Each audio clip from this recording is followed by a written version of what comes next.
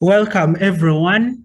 We welcome you to the fourth of our seminar series on this beautiful Wednesday evening. And today we are excited to hear from our speaker, Dr. Ann Russell. But before we begin, I would like to cite the land acknowledgement. Iowa State University aspires to be the best land grant university at creating a welcome and inclusive environment where diverse individuals can succeed and thrive.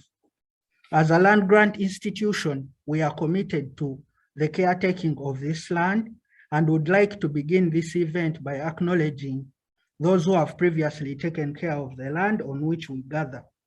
Before this site became Iowa State University, it was the ancestral land and territory of the Bakoje or the Iowa Nation.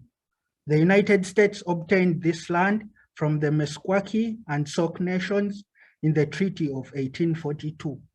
We wish to recognize our obligations to this land and to the people who took care of it, as well as to the 17,000 Native people who live in Iowa today.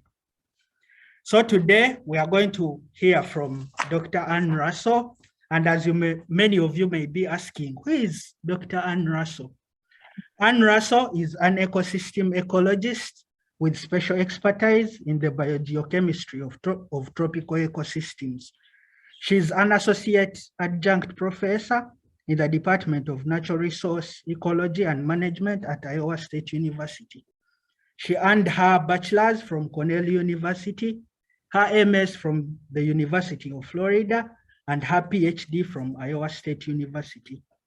Her research addresses the effects of plant traits on ecosystem processes. She uses simulation and modeling to explore complex interactions and to address what-if questions regarding the effects of management and climate change on ecosystem processes in forests and agricultural systems. At this juncture, I would like to welcome Dr. Ann Russell. Dr. Ann Russell, you're welcome, and we're excited to hear from you. Thank you so much for that kind introduction. And thanks to everybody for coming today. So good to see you here. I'd like to share with you a little bit about this model that I created for teaching undergraduate biology courses. But first I want to acknowledge all the help that went into this. My collaborator was Jim Daly at James Daly and Associates. Many people gave me feedback on various aspects of the model, especially Mike Castellano, Matt Helmers, Tyler Groh, Morgan Davis, Lisa Schulte-Moore, Dick Schultz, Tom Eisenhart, and Stephen Hall. And I also want to thank Dick Schultz for access to the buffer strip for filming and the funding source, the CAL's Technology Advancement Committee and the Department of Natural Resource Ecology and Management. And finally, my inspiration I want to acknowledge is H.T. Odom. So just to give you a brief outline, since people might not quite understand how we use modeling, I'm going to just give a brief overview about simulation models and then an overview of this particular model that I developed for education and some of the research basis that underlies the model, and then describe what the components of it are. And then finally, just show you how I've been using it in two different modes, one in a kind of an experimental mode to address what-if questions, and then in a more game-like mode for students to play games with. And then finally, I'll show you all these instructional resources are published. And so if you ever want to use the model in the classroom, you should have all the resources you need to use the model. So starting off, what is a model anyway? When I'm on a plane and I tell somebody I'm going to collaborate on a modeling project, they always think, oh, how wonderful, because they're thinking about, modeling clothes, but no, this is much more boring. This is, but we think of a model as a system of postulates, data, inferences presented as a mathematical description of an entity or state of affairs. So that's Webster's definition number 13 out of 25. H.D. Odom thinks of it as a way to express, organize, and explore concepts and theories. In other words, a kind of a way to play with concepts. And then other people think of it as something that captures the relative information and behavior of a system. So it can be used to study, understand, dissect, and communicate information about that system. And finally, when we think of simulation, that's a group of models tied together with software and hardware that make the model useful for some specific purpose. Simulation often requires a standard set of components to activate the models.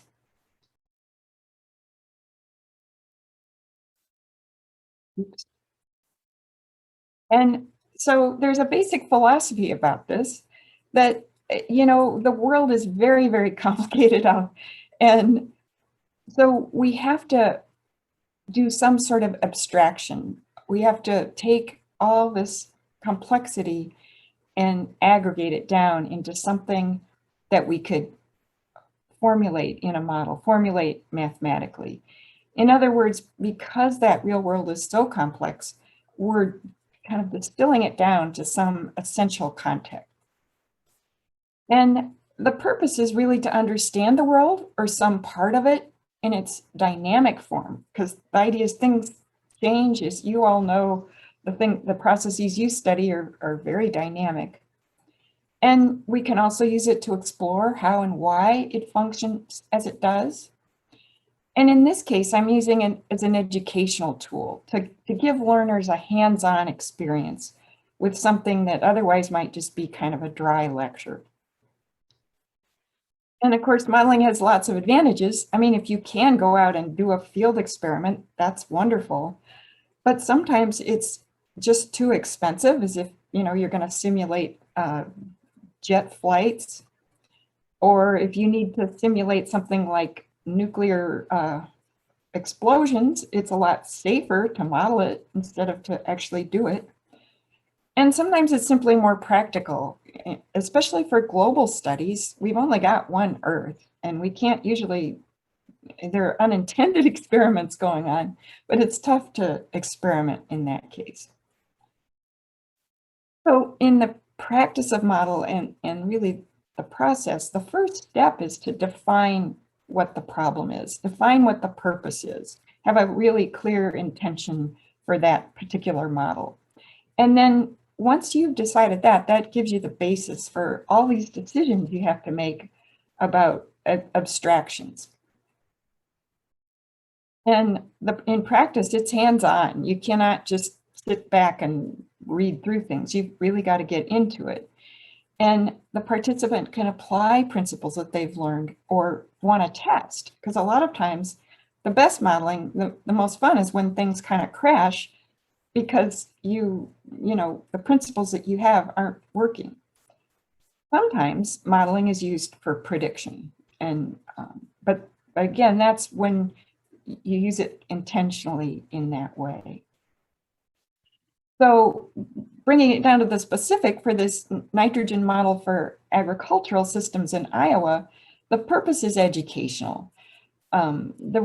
Really just to give students with this hands-on experience in learning about the nitrogen cycle and according to really specific learning objectives. And the essential problem is the nitrogen cycle is so complex. You know, I teach introductory ecology, and I've found for years that students just had a hard time understanding all the, you know, if you gave them all the detail, it was way too complicated, and they kind of threw up their hands and came away with nothing. So I decided I really got to give them this hands-on experience and distill it down to the essence of what they need to know to think about the nitrogen cycle. And also, I wanted to make it sort of a gameful experience, because a lot of the research says that students work harder and, you know, feel more in control of their class performance when they get this hands-on kind of game-like approach. So specifically, the learning objectives are that, you know, I want them to understand basic ecological principles, such as the law of conservation of mass, and how you can apply that, how we can use that to study nutrient budgets. And then take it into a field setting to test the effects of certain variables on ecosystem processes, such as nitrogen cycling. And then what I want students to come away with is that ability to integrate knowledge about a whole array of factors and their effects on ecosystems. And there's a website for the model where you can download it, and it's got lots of information about the model. So, and now I'll go more into the specifics of this particular model. All of the natural processes are controlled by climate. So there's the drivers are mean and monthly, minimum and maximum precipitation and temperature. And so the climate is in the model, and also nitrogen uptake by crops is controlled by solar radiation. Because the water cycle is so integral to nitrogen cycling, this end model also has a water submodel. And there's a whole introductory video about the model. Here's the link for that if you want to watch that. It's 8 minutes long, so I thought I won't show it here, but you're welcome to watch it on your own. And so the model was made with AnyLogic software, and they offer a free educational version. So if you ever want to use this to teach in the classroom, everything's free. You can download the model from the web.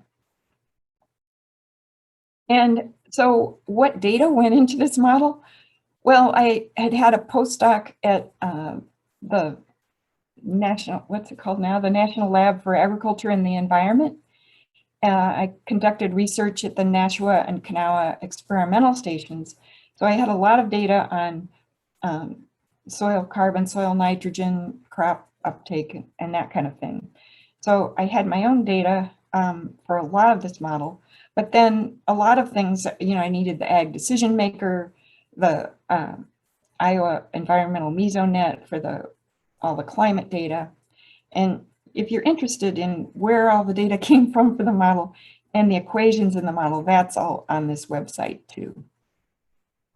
But I did want you to know that it's based in research within this region. And so I start off with giving students background about biogeochemical cycles, because it's not something that they're usually taught in introductory biology. And we talk about there being stocks, or you could also call it a pool or a reservoir. Essentially, it's that amount of water that's in the bathtub. And, what is the stock of carbon in plants, or the stock of nitrogen in the soil? I often give them the analogy of money in your bank account, but I find that students do not balance their checkbooks. So they don't balance their bank accounts. So this analogy has not really worked for me very well. But if somebody does actually balance their bank account, then that analogy would work for you.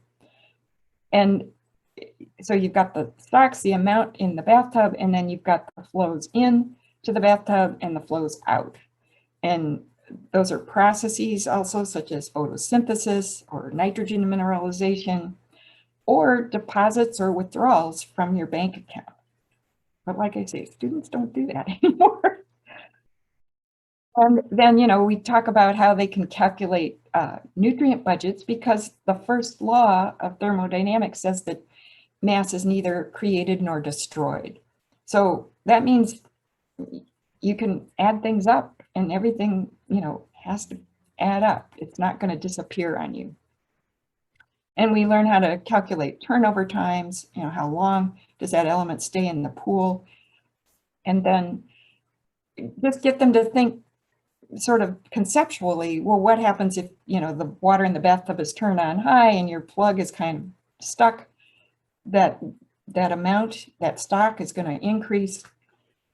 And similarly, if you're making a lot of money and you're not spending much, your bank account's going to grow.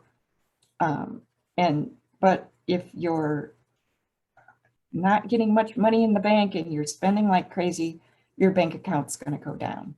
So we kind of go through that conceptual basis, and then we get into nitrogen. And here's where that's, these critical decisions about what kind of aggregation are you going to do? Because everybody, your agronomy students, how complicated the nitrogen cycle is. And you can imagine for an undergraduate in biology, and this is the first they've ever heard about it, they're overwhelmed by the complexity. So I did a lot of aggregation, but what I came down with these main stocks of nitrogen in the atmosphere, nitrogen in the inorganic form, in the organic form in the soil, in the crops, and then in the stream. And then the major fluxes, nitrogen fixation via either lightning, or if there are crops that host nitrogen fixers, gets that nitrogen from the atmosphere into the inorganic pool, where it can then be taken up by plants. And as plant parts die, they become part of that detrital flow, which becomes part of the organic nitrogen pool. And that organic pool can mineralize to become inorganic nitrogen, or it can be immobilized by microbes to become part of the organic pool. And any nitrogen in that inorganic pool is vulnerable to leaching out to the stream or denitrification back to the atmosphere, and some of which is going to return to the atmosphere as nitrous oxide. And of course, if it goes to that stream, it can wind up in the Gulf of Mexico. So that's the diagram. And then here's the model framework, those same stocks, the atmospheric stock. Can you see where my cursor is going? I use the pointer, but I get into trouble with that sometimes. But then that soil inorganic N, the organic N, the crop N, some of which goes off during harvest as yield, and then that inorganic N that's vulnerable to leaching out to the stream. And if they put in a riparian buffer strip, there's another arrow that goes to the buffer strip before it goes to the stream. So I used the cropping systems that were at Kanawha and Nashua, for which I had data, and those were continuous corn, soybean rotation, and then alfalfa. And I think everybody in Iowa knows what these crops look like, so I don't need to dwell on that. But then we apply these ecological principles as we're getting them ready to answer what if questions. So I asked students, how might those different cropping systems affect nitrogen cycling in different ways? In other words, what traits do you expect will vary among crops? Well, productivity might differ among crops, and that would affect the yield. Different crops have different allocation between roots and shoots. If more goes to roots, such as a perennial crop like alfalfa, that should those roots would contribute more to soil organic matter. And then tissue chemistry can differ among species. And I always for students, I like to use the pancake analogy about explaining the effect of carbon to nitrogen ratio. Tell them to think about that stack of pancakes without any syrup. The carbon is the pancakes and the nitrogen is the syrup. The microbes can't eat that too fast. So like a kid with that stack of pancakes is not going to eat it as fast without the syrup. But with the syrup, with a very low C to N ratio, you could expect that tissue to decompose very quickly. So those sort of the ecological principle background of it for that part. And then this model has all these different possibilities for how they can fertilize the different, the corn crop. And they can use different management types, either till, no till, they can plant a cover crop, they can put in a buffer strip, or they can have a combination of all those conservation measures. And we talk a little bit about, what's the effect of cover crops? Why would you expect cover crops? What effect would you expect them to have and why? And so I get them to notice that granular structure when you have it and how it promotes water infiltration and water holding capacity, decreases the bulk density so it can hold more water and nutrients. We also talk a little bit about buffer strips, how that could divert some of the nitrogen running off the fields, take it up in the vegetation before it gets to the stream. So now they're kind of ready to start using the model now that they know what the variables are that they can play with. And in this first part, I just want them to learn how to use the model and explore that law of conservation of mass, and how that enables them to construct nutrient budgets. And then in part B, in this lab mode, then they use the model to experiment, to ask what if questions. You know, what if we plant this crop? What if we put on this level of nitrogen or this type of management? And so they go through 3 different scenarios, and they run the model and they collect data from the model to address these questions. And so here's what the model looks like. They've got, in this lab mode, they first have to pick that. They pick their cropping system, they pick the fertilizer level and their management. And then it tells what all the stocks are. And those are the data they collect, the stock data at the end of the run. And there's a funny thing about any logic, it won't save the data for you. So I don't know what they were thinking with the software company, but that it is. So the student have to set up all the data tables for them, and they collect the data and enter it. And so for this one about the conservation of mass, what they do is they record the stocks at the beginning of the run before they start. And then they run the model under this setting of whatever they decided. I think this one was corn and at 90 kilos per hectare. And then they record these values at the end of the run. And one thing I get them to notice is, well, did that nitrogen move around? Well, yeah, we started out with 200 in the inorganic N pool, and now there's only 46 because the plant took it up. So we've got that nitrogen moved into the plant. Soil organic nitrogen also declined. Some nitrogen went out to the stream, and we didn't have a buffer strip set up.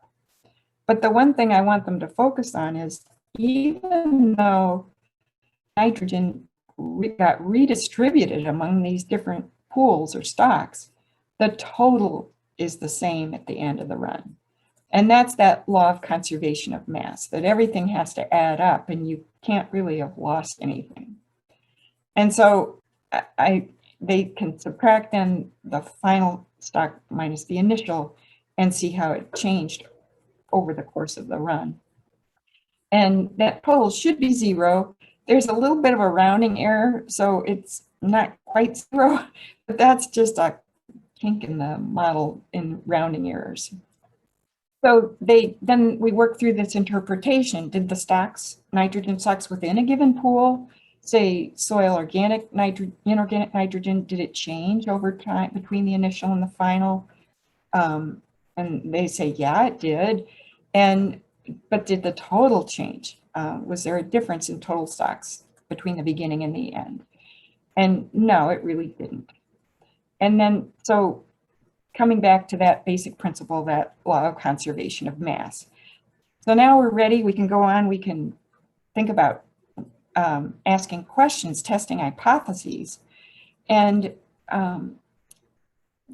ask them to develop hypotheses and then test them. And I first give them some scenarios to do so that they get the idea. And the 3 what if questions have to do with the effect of fertilizer, the effect of a perennial crop, and the effect of a cover crop.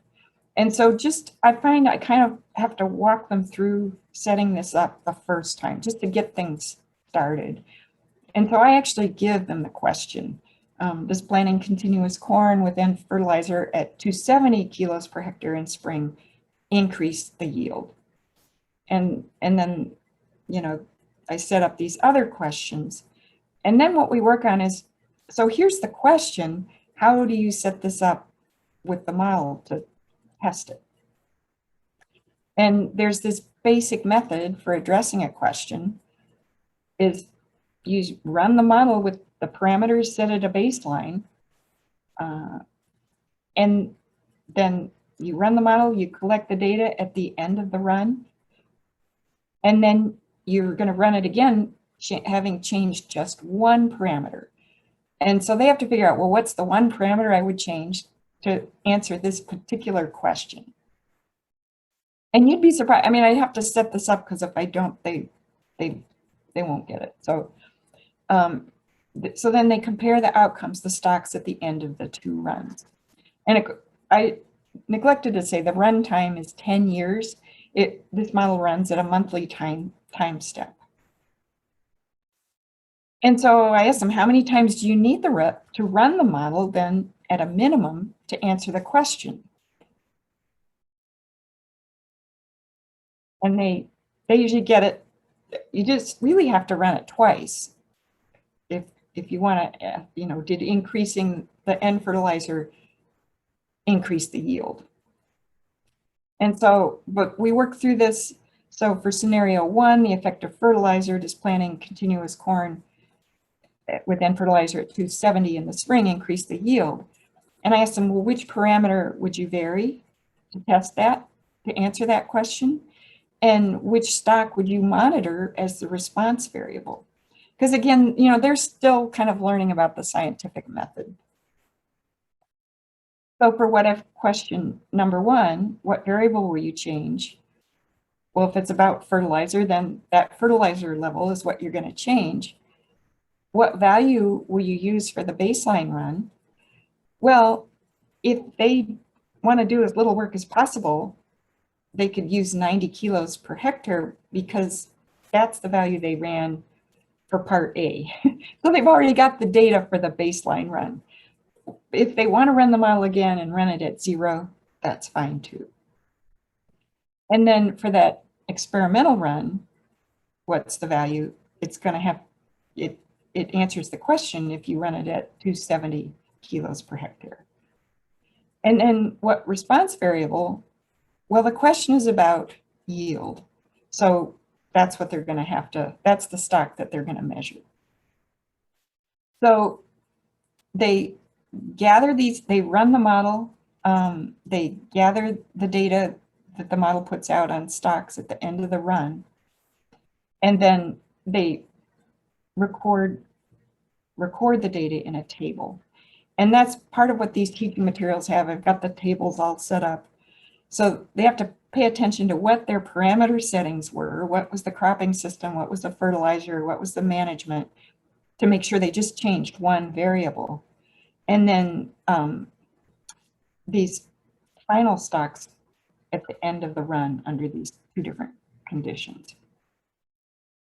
And so then they can go on to answer these questions, you know, they can, and it can be quantitative. So the yield increased from this to that. And then I ask for what's the ecological explanation. Always try to link it back to the principles.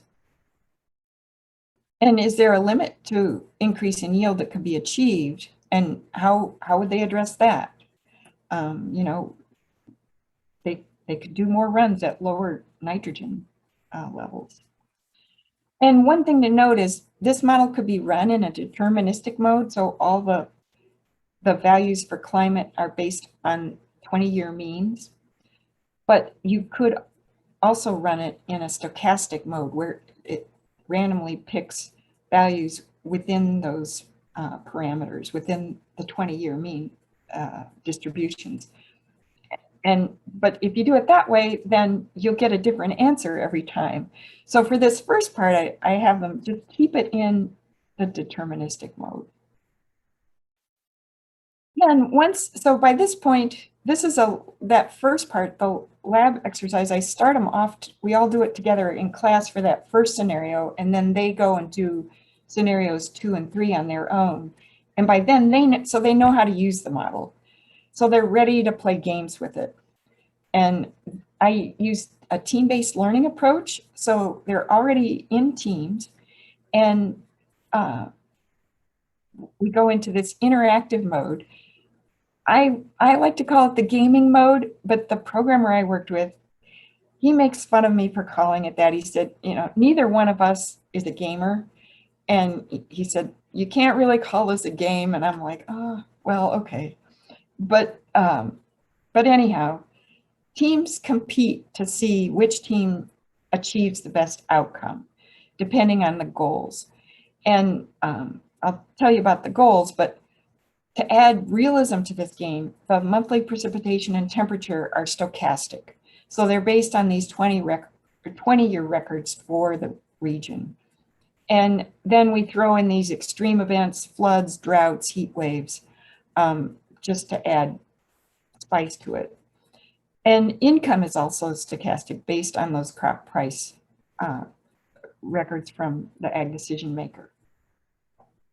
So they work in teams, they play 4 different games, and the idea is that goal changes with each game. So for game 1, the goal is to manage for the highest income by getting the highest yield for the right crop. And then the second game is all about soil conservation, manage for the greatest increase in soil nitrogen and carbon stocks. Soil organic nitrogen, not inorganic. And then the third goal is nitrate reduction, manage for the lowest nitrate flow to the Gulf of Mexico. And so by this point, they're getting a sense of what it takes to manage for income, manage for soil conservation and nitrate reduction. And so now this fourth one is to integrate all of that and optimize all 3 of those factors. So like I say, they work in their teams to develop a plan for how they're going to do this, how they're going to achieve the goal. And as I say, the model runs for 10 years, but at every year, the team has, in this interactive mode, they have to decide what crop, fertilizer, and management settings they're going to use. And so they can see the results from year 1 and go, oh, it's not going so well, I'll change it. And, likely it'll take multiple model runs of that whole 10-year sequence to get their best outcome. And so students work on this, and I circulate through the room to answer questions while they're doing it. And give them some definitions about what revenue is. It's that total income generated by the crop yield. And but then their expenses. And so it's the income, or the net profit, is what remains after subtracting the expenses from the revenue. And so they have to think, for that first goal, they have to think about how the revenue and expenses would differ among the crops. And so running this model in interactive mode, so the climate is stochastic. So even though, different teams might run things at the same settings, they're going to get different results. Also because the grain prices vary due to market variability. And I was trying to mimic what a farmer has to put up with, all these things changing. And the way this interactive mode runs it, at the end of each year, the model summarizes the results. But again, the model does not record any of this. So the students have to copy the data into a table. And here's what this summary sheet from a single year looks like. So and for this game 1, it gives them what their income is in year 1. And also I ask them to notice, how's the soil doing here? And well, they got this income, but then the soil organic stock declined. And so here's the table that I give them to fill in. They have to keep track of, okay, I gave it, these are the settings I use: corn, 270 in spring, tilled, and this was the income. And then they work through all 10 years filling in this table. But then at the end of the 10 years, there's a final report that the model generates. It tells them the total for the 10 years. And then they get badges and penalties And it assesses all these different aspects. And what are these badges about? Well, they get a badge for each year that nitrate streams were less than 10 parts per million. They get a soil conservation badge if the soil and stocks exceeded a certain amount. They get penalties for excessive nitrate flows to stream, or if the denitrification is too high. Yeah. So, here's a final report. You can see what things they would have to look at for different kinds of. For game 2, they would be looking at this line about soil carbon stocks. And for game 3, they'd be looking at this nitrate pollution one. And so just to show you how this worked in the classroom, so last fall I had in introductory ecology, there were 8 teams. The teams give themselves a name, so these are the names that they gave each other, or that each team gave itself. And so it's timed, and at the end of the time, they report out what was their total 10-year income of their best run. And for grins, I had them also record the number of months that they had nitrates greater than 10 parts per million. And you can see that most of them did pretty badly on that, but this team had the highest income, so they get a bonus point. I used to give candy, but this is an 8 a.m. class, and people really didn't want candy at 8 a.m. in the morning. So, and then here are the results for game 2. Tacos won that one. They had the best gain in soil carbon stocks. So if you ever want to use this for teaching, I've published in the teaching issues and experiments in ecology. It has all the handouts you'd need, all the PowerPoints, everything you would really need to run this in the classroom. And as I say, I spend maybe half an hour in one lecture period on that individual exercise with the conservation of mass exercise, and then the what if questions. And then I spend a whole 75-minute class period on the gaming part. But of course, you could adapt it. And here's what that teaching issues and experiments article looks like if you're interested. And it has, like I said, it has background PowerPoints, learning objectives, all that stuff.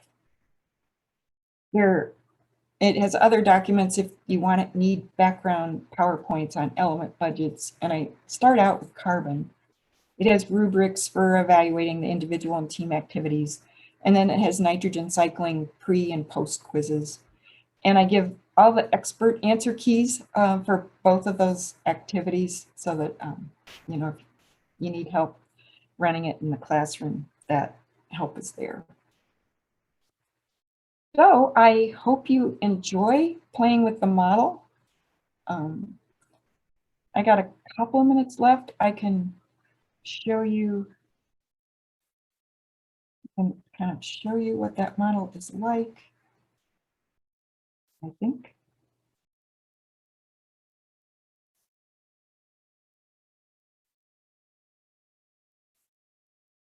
Can you see my screen? So once you get into the model, you go. Oh, it must be. You know what? I think I got timed out. Okay, there it is. So here's where you select the option, whether you want it to be a lab or interactive. And then here's where you select your crop. Well, I put that, and I can collect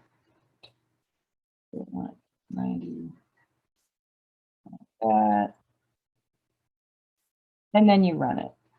And it's going to clunk through slowly month by month.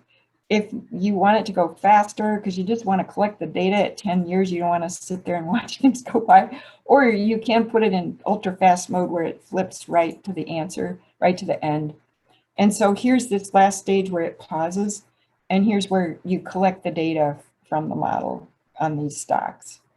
And then once you continue, if you have corn and soy, it'll pause twice. So you can collect data for the corn part of the rotation and the soy part. And then you stop it, and then you have to go back to go to start over again. So you can see how you could collect data really quickly. If you go into that interactive mode, it'll make you pick the management first. I'm not exactly sure why it's set up that way, but then it starts out in January and it knows you're not going to plant till April. So then in April, you make that decision of what you're going to plant. And corn. I plant corn this year and then continue. And here's that report it gives me at the end of the year. And you go on like that for every year, 10 years. Once you pick that management, though, you're stuck with it. You can vary the crop, but you can't vary the management. And so on. So I see I'm at about 5 after. I'll stop. And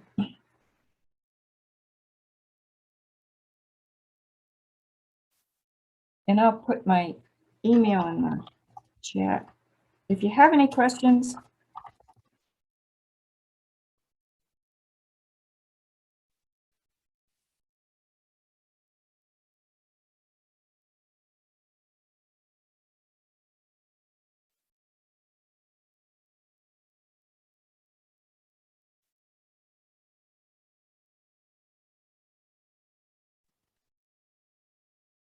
Yes. Have you used the tool at all with farmers? So the question was if you have used the tool at all with farmers.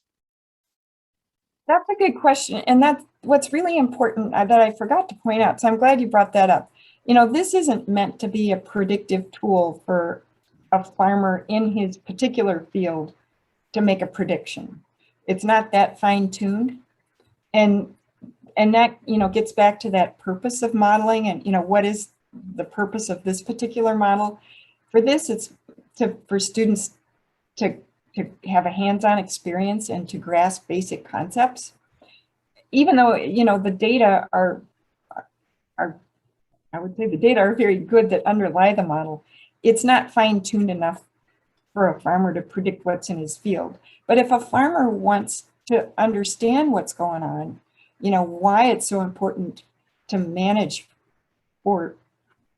nitrogen, you know, how much, you know, if I do this practice, what's going to happen to that nitrogen? You know, how much am I going to dump out to the Gulf of Mexico?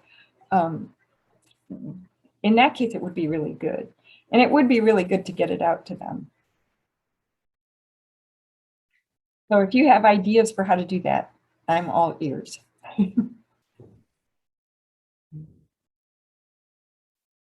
I have a question for you, Ann. Thanks for sharing. I had seen this before.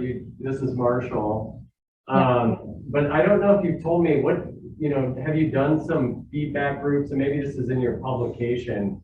What do the students say after going through that? It looks like they have fun with it. I mean, but based on the team names and just, I'm imagining myself in their shoes trying to get the, you know, the greatest yield and income, but then also doing the soil organic matter improvement and the nitrate reduction. What do you hear from the students? Well, so I have to say it's a complicated thing to carry off in the classroom. And before I had all those teaching tools, it was sketchy, which is why I think the teaching tools are a big resource to have, because now I sort of have the kinks ironed out. And now so at the end of the course, I asked them to rank which activities they like the best. We do a lot of activities though.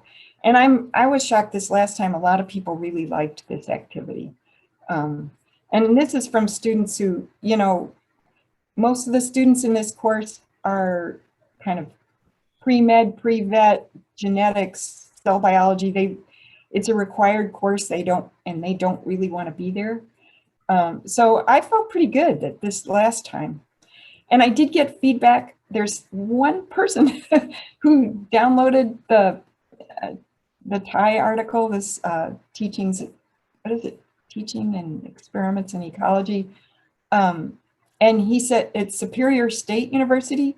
And he said it worked great. The students loved it. So that's the only independent feedback. So I'd love for people to use it and get feedback on it. If you do use it, one thing I kind of caution you is so the model is situated in the cloud, and if too many people use it all at the same time, the cloud can't support it. So I have it on a thumb drive, and I just load up a lab cart with the model on it, and then we don't have to worry about the cloud issue. So if you are going to use it, I'm happy to lend you a thumb drive to put it on your individual computer laptops. Or, ask them just to have one person in the team. So if I had 8 teams and just one person in the team run the model, but everybody, contribute to how they're, what the parameter settings are going to be, and recording the data and that kind of thing.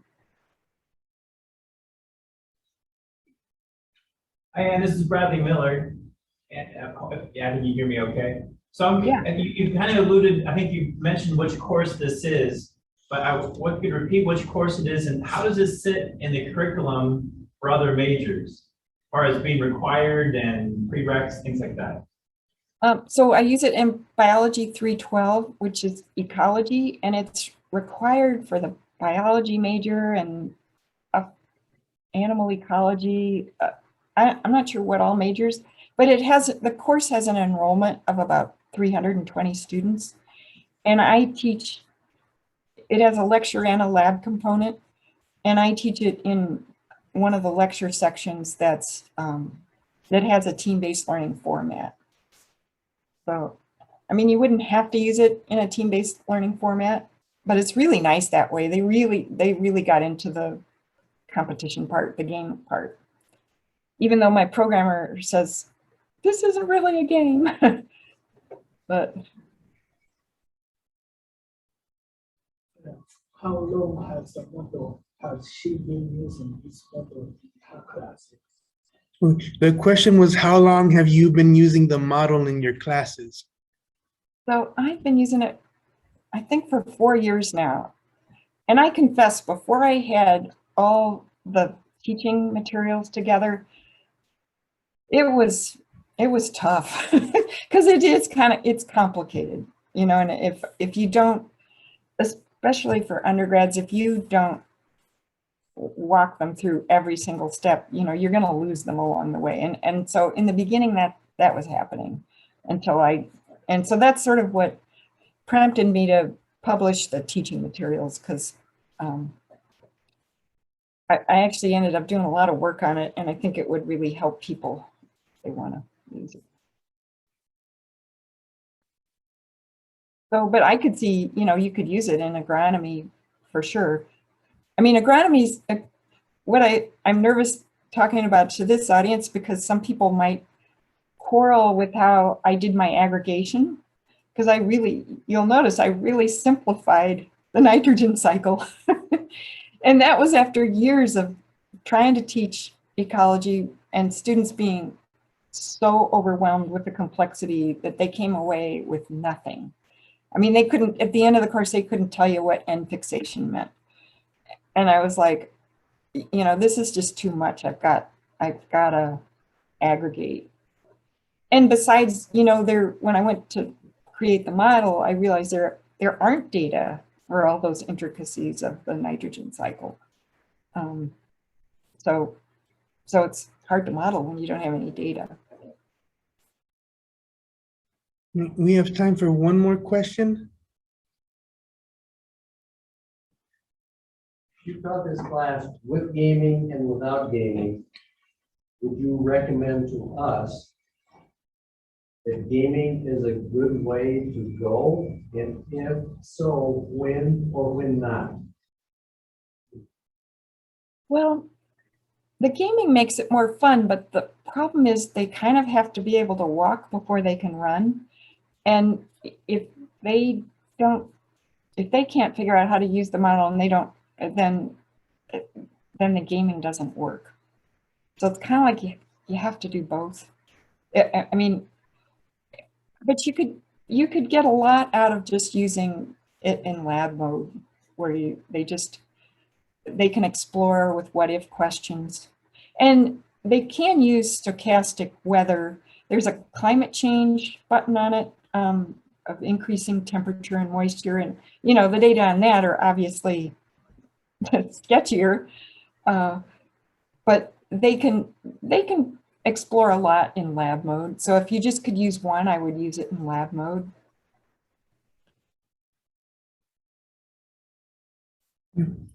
Well, thank you for your talk, Dr. Russell. It was a good talk.